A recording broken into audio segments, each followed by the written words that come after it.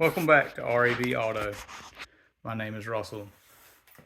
This video is going to be a little different than most of mine. My daily driver 2013 Cadillac ATS got rear-ended a couple weeks ago. It wasn't a very high-speed collision, but it still totaled the car. The impact came in and hit the trunk lid and rear bumper.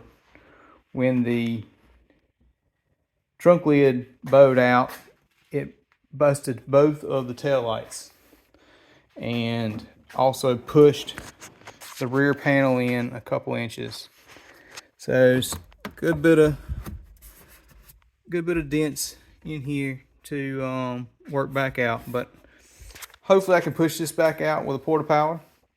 Once I get it set up, I'll take a couple videos. I'm gonna take the bumper off and take the trunk lid off.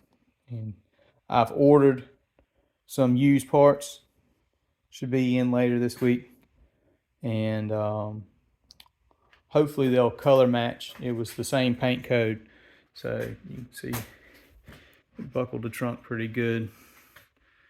But anyway, that's the goal, is hopefully just be able to replace some parts and move some metal and get back to where I can drive it for another couple years.